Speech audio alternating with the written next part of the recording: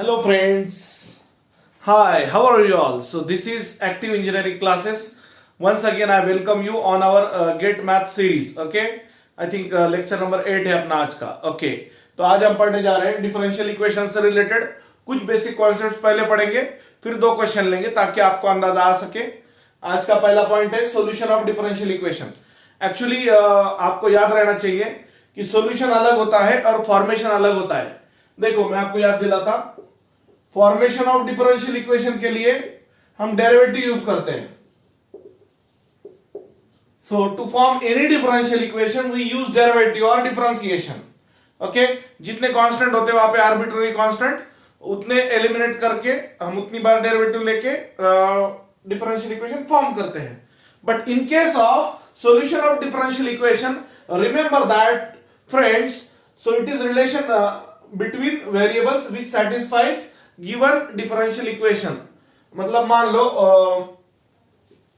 y is equal to sin x, ऐसे solution आया plus c, so it is relation between variables. it is relation, या फिर simple ले लो y is equal to x plus c, मान लो ये solution आया D वाले differential equation का, तो ये क्या है, रिलेशन है वेरिएबल्स में का, एक्स और वाई या अलग अलग फंक्शन में का ये रिलेशन होगा. So it provides nothing but the relation between variables which satisfies given differential equation. दिया हुआ डिफरेंशियल इक्वेशन को ये रिलेशन सेटिस्फाई करेगा जो कि वेरिएबल्स के बीच में होगा. वेरिएबल यानी क्या होता है, एक्स और वाई नॉर्मली. तो आपको पता है एक्स होता है इंडिपेंडेंट वेरिएबल और वाई होता है डिपेंडेंट वेरिएबल. ओके, दूसरा पॉइंट है यहाँ पे जनरल सॉल्यूशन. तो जनरल सॉल्यूशन के अलग अलग टाइप होते हैं. नॉर्मली फेमस जो दो टाइप है वो है, पहला है जनरल सॉल्यूशन और दूसरा है पर्टिकुलर सॉल्यूशन. जनरल सॉल्यूशन को आप और एक नाम दे सकते हो कंप्लीट सॉल्यूशन. जनरल सॉल्यूशन को आप और एक नाम क्या दे सकते हो, जनरल और कंप्लीट सॉल्यूशन. तो इसमें आपने याद रखना है कि number of arbitrary constant is equal to order of differential equation. मतलब मान लो ऑर्डर ऑफ डिफरेंशियल इक्वेशन अगर 1 है तो आर्बिट्ररी कांस्टेंट 1 होगा. ऑर्डर ऑफ डिफरेंशियल इक्वेशन अगर 2 है तो आर्बिट्ररी कांस्टेंट 2 होंगे. ऑर्डर ऑफ डिफरेंशियल इक्वेशन अगर 3 है तो आर्बिट्ररी कांस्टेंट्स कितने होंगे, 3 होंगे. बस इतना याद रखना है. और हाँ, जनरल सॉल्यूशन ऑब्टेन कैसे करते हैं भैया, इंटीग्रेशन यूज करते हैं. क्या यूज करते हैं, इंटीग्रेशन को यूज करते हैं हम. अब पर्टिकुलर सॉल्यूशन क्या होता है, particular solution it is nothing but it is obtained from general solution by eliminating arbitrary constant. Okay, arbitrary constant को हम वहां से हटाते हैं क्योंकि पर्टिकुलर सॉल्यूशन यानी क्या होता है, it is the solution at particular instant of time. मान लो अगर है y इज इक्वल टू, ऐसा अगर सॉल्यूशन है y ऑफ t या पर्टिकुलर इंस्टेंट पे जो पूछा जाता है sin x प्लस c, मान लो at x is equal to 0 y is equal to 0, ऐसा कर लिखा, ये सॉल्यूशन है, मान लो जनरल सॉल्यूशन है. अब इसमें y of 0 is equal to sine 0 plus c, y of 0 यानी 0 है, तो 0 is equal to 0 plus c, therefore c is equal to 0. मतलब x 0 y 0 ये ओरिजिन है. ये पर्टिकुलर इंस्टेंट पे हमने इसका ये जनरल सॉल्यूशन का पर्टिकुलर सॉल्यूशन अब क्या आएगा, y of x is equal to sin x plus c यानी 0 है यहाँ पे, तो 0 नहीं लिखा तो भी चलता. so y of x is equal to sin x is particular solution. मतलब पर्टिकुलर सॉल्यूशन ये जनरल सॉल्यूशन ही होता है but at particular values of given things. Okay, मतलब x और y या y और t के जो पर्टिकुलर वैल्यूज दिए वाले होंगे वो पुट करना जनरल सॉल्यूशन में, फिर आपको कांस्टेंट के वैल्यू मिलेंगे और वो कांस्टेंट के वैल्यू उसी जनरल सॉल्यूशन में पुट करना है ताकि आपको क्या मिलता है, फाइनल आंसर मिलता है. ओके, मतलब पर्टिकुलर सॉल्यूशन. तो इतना अच्छे से लिखना है ये, मैंने आपको ये बेसिक समझाने की कोशिश की. अभी इसके बाद में नया पॉइंट है. देखो दोस्तों, अगर आप बेसिक नहीं समझोगे तो आपको समझ में नहीं आएगा. Okay, first order dy by dx is equal to f of x comma y. ये है function in x and y. सो इसको बोला जाएगा फर्स्ट ऑर्डर डिफरेंशियल इक्वेशन, मतलब सिंगल डेरिवेटिव होगा उसमें। या फिर इसका दूसरा एक फॉर्मेट होता है M D x plus N D y is equal to 0 where m and n are functions in x and y। Okay, अब यहां पे इसका पहला टाइप है वेरिएबल सेपरेबल मेथड। इसको सॉल्व करने का, फर्स्ट ऑर्डर डिफरेंशियल इक्वेशन को सॉल्व करने का पहला टाइप है वेरिएबल सेपरेबल मेथड। कौन सा है दोस्तों? Variable separable method. मतलब दिए वाले डिफरेंशियल इक्वेशन को फर्स्ट ऑर्डर को हम क्या करते हैं, F of y D y is equal to G of x D x, इस फॉर्मेट में लिखते हैं। मतलब y के टर्म सेपरेट, x के टर्म सेपरेट। यहां पे लिखता हूं मैं, we separate variables from given differential equation and integrate to find solution of differential equation। ओके, मतलब वेरिएबल सेपरेबल मेथड में इतना ही याद रखना है, ये वाला जो डिफरेंशियल इक्वेशन होगा इस फॉर्म में रहो या इस फॉर्म में रहो, उसको हम क्या करेंगे, y वाले सेपरेट x वाले सेपरेट, या फिर x वाले सेपरेट y वाले सेपरेट, और फिर आगे उसका इंटीग्रेशन लेंगे और फिर इंटीग्रेशन के बाद उसका आंसर आ जाता है। ओके, सो जो आंसर आता है वो पहले आता है जनरल सॉल्यूशन। अगर कोई पर्टिकुलर वैल्यूज पे अगर दिया है तो वो बन जाता है पर्टिकुलर सॉल्यूशन। तो इतनी बातें आपको याद रखनी है, अच्छे से देख लेना यहां तक। ओके दोस्तों, अभी इंपॉर्टेंट बात क्या है यहाँ पे पता है आपको, ये लिख कर लेना, क्योंकि बहुत सारे स्टूडेंट क्या करते हैं, वो नोट्स ढूंढते, कौन से नोट्स अच्छे हैं, कौन से एकेडमी के नोट्स अच्छे हैं, ऑनलाइन अच्छे हैं या रिटर्न नोट्स अच्छे। भाई जो तुमको समझे वो अच्छे नोट्स है। नॉर्मली जो नोट्स होते हैं कोई भी क्लास के रहने दो या कोई भी स्टूडेंट के रहने दो, वो उसके लिए होते हैं। उसको मतलब कुछ उसमें थोड़ा सा शॉर्टकट होता है, उतना आपको हो सकता है समझे ना समझे, आपको सिंपल लैंग्वेज में नॉर्मली नहीं मिलता। तो आपको पता है अपने पास वो सिंपल होता है लैंग्वेज एक्सप्लेनेशन का, तो उस हिसाब से आप अच्छे से लिख कर ले सकते हो। और मैं गेट पैटर्न के हिसाब से ही पढ़ा रहा हूं। अभी जो देखो 2 क्वेश्चन लेंगे अपन।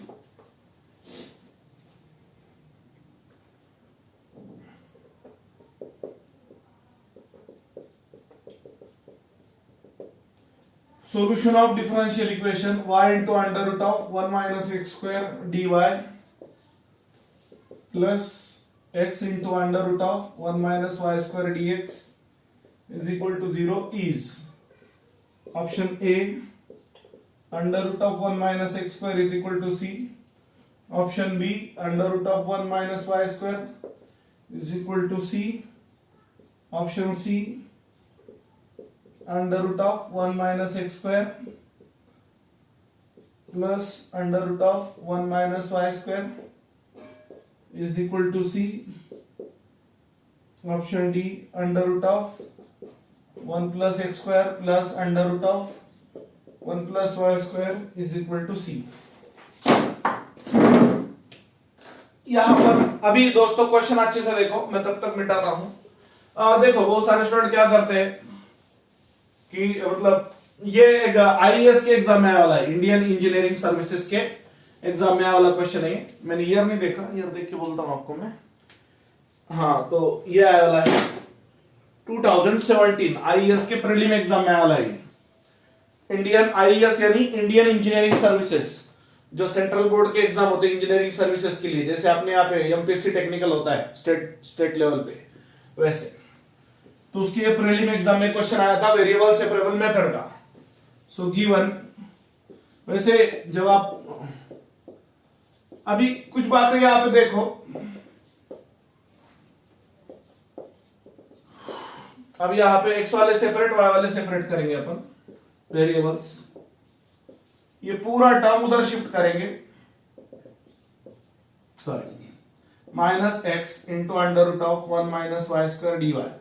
अब y में y वाले चलते, x में x वाले चलते। ओके, सो ये x वाला टर्म उधर भेजेंगे डिवीजन में, और ये y वाला टर्म dy, सॉरी ये dx है, dy में y वाले चलेंगे। So y upon under root of 1 minus y square D y. Okay, is equal to minus x upon under root of 1 minus x square dx। यहां पर समझने वाली बात, हाँ वेरिएबल सेपरेट हो गया ना, ये प्रोडक्ट का इधर डिवीजन में आया, इधर का प्रोडक्ट का उधर डिवीजन में गया, इंटीग्रेटिंग ऑन बोथ साइड्स। दोस्तों वेरिएबल सेपरेट होने के बाद क्या करते हैं अपन, इंटीग्रेट करते हैं। So integration of y upon under root of 1 minus y square D y is equal to minus, फिर से देखो भैया बात आ गई, प्लस ही तो होता ही छे। यहां पे देखो, ओके दिन ढल गया फिर रात आ गई, तनाई में बैठने की बात आ गई, वैसा है यहाँ पे इंटीग्रेशन का खेल ऐसा है दोस्तों कि इंटीग्रेशन आपको हर जगह लगेगा, इसलिए आप मेरे YouTube के इंटीग्रेशन के लेक्चर्स देखते चलो, ओके, ताकि आपको मुश्किल ना लगे। अब यहां पर एडजस्टमेंट करना पड़ेगा अपने को, प्लस ही बाद में लिखा तो भी चलता, multiplying both side by minus two y upon under root of 1 minus y square D y is equal to minus 2x। Integration हर जगह लगता, ये आपका एफ ऑफ वाई है और ये आपका एफ डैश ऑफ वाई है, एफ ऑफ वाई और एफ डैश ऑफ वाई, ये आपका एफ ऑफ एक्स है और ये आपका एफ डैश ऑफ एक्स है। देखो भाई मैं आपको अलग से बताता, D y of 1 minus y square 0 minus 2y, y का y के साथ 1, माइनस 2 चाहिए ना ऊपर, इसलिए माइनस 2 से मल्टीप्लाई किया था। एडजस्टमेंट, रूट के अंदर जो टर्म है उसका डेरिवेटिव जो है वो न्यूमरेटर में आना चाहिए, तो आंसर आता है देखो, using F dash of y upon root of F of y dy to root of F of y। So ये हुआ 2 root of 1 minus y square is equal to minus 2 into plus temporary constant लेंगे C1, okay, plus some constant लेंगे C1, divide both side by 2, so under root of 1 minus y square is equal to minus under root of 1 minus x square plus C1 upon 2। सो ये minus इधर आके होगा plus plus plus, ये तो plus ही था, और C1 upon 2 को नया कांस्टेंट लेंगे, constant can be renamed by another constant. दोस्तों याद रहे, constant can be renamed by another constant, कोई भी कांस्टेंट को दूसरे कांस्टेंट से हम नाम रिप्लेस कर सकते हैं, C बोलो, C1 बोलो, C डैश बोलो, K बोलो, कुछ भी चलता है कांस्टेंट का नाम। तो ये देखो कौन सा आंसर आया, सो C इज योर आंसर। कोई स्टूडेंट यहाँ पे कुछ तो मतलब आंसर पिक करेगा और वहां पे ब्लैक डॉट करेगा आंसर शीट पे, तो मार्क्स नहीं मिलेगा ना दोस्तों, अपने को प्रॉपरली सॉल्व करना पड़ेगा। बट इतना है, आपको थोड़ा बेसिक कॉन्सेप्ट अच्छे करना पड़ेंगे ताकि सॉल्व करने का स्पीड आपका बढ़े, ओके चलेगा। नेक्स्ट क्वेश्चन लिख के लो फटाक से, जल्दी से अच्छे से।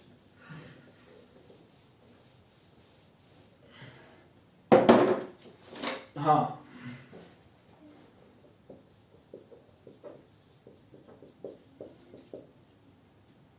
General solution of differential equation is, हाँ differential equation dy by dx is equal to 1 plus cos 2y upon 1 minus cos 2x is dot dot dot, option A tan y minus cot x is equal to C, option B tan x minus cot y is equal to C, option C हाँ tan y plus cot x is equal to C, option D हाँ tan x plus cot y is equal to C।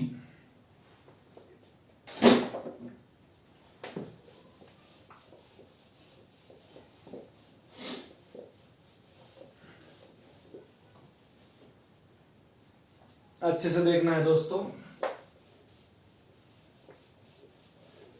इतना मुश्किल नहीं है, question observe करो ना तब तक। क्वेश्चन ऑब्जर्व करो, इट्स नॉट दैट डिफिकल्ट दोस्तों। चल देखो, जो दिया डिफरेंशियल इक्वेशन एक बार लिख देंगे, given dy by dx is equal to 1 plus cos 2y whole upon 1 minus cos 2x।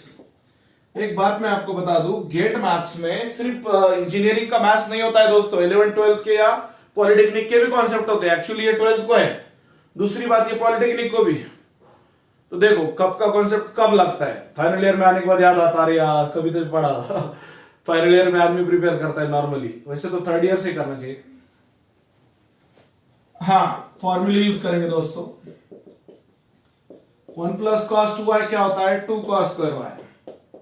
1 minus cos 2x क्या होता है, 2 sine square x। Multiple angle फॉर्मूले सादे वाले, इट्स नॉट दैट डिफिकल्ट। मुन्ना डरना नहीं, 2 gets cancel. So dy by dx is equal to cos square y upon sin square x। तो यहां पे dy को उसी साइड में रखते हुए ये cos स्क्वायर y को हम उधर भेजेंगे डिवीजन में, इज इक्वल टू डिवीजन का dx उधर प्रोडक्ट में जाएगा। भैया वेरिएबल सेपरेबल मेथड नाम है ना, y वाले अलग x वाले अलग। ओके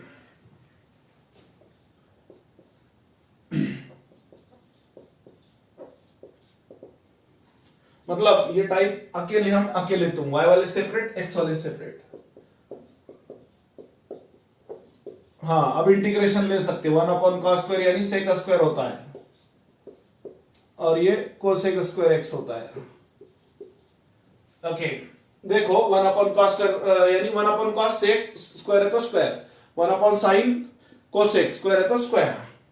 सेक स्क्वायर का इंटीग्रेशन देखो, फिर से इंटीग्रेशन। हाँ, कितनी भी बार आगे जाओ पीछे आना पड़ता भैया मैथ से। Plus some constant c, sec square y का integration tan y, cosec square x का integration minus cot x। So tan y plus cot x is equal to c is your answer. देखो क्या है, tan y plus cot x। Option D is correct, option D is correct. Before अगर किसी को मालूम नहीं होगा तो सेक स्क्वायर का इंटीग्रेशन tan y होता है और कोसेक स्क्वायर x का इंटीग्रेशन माइनस कॉट x होता है। ओके दोस्तों, अच्छे से समझने की कोशिश करना।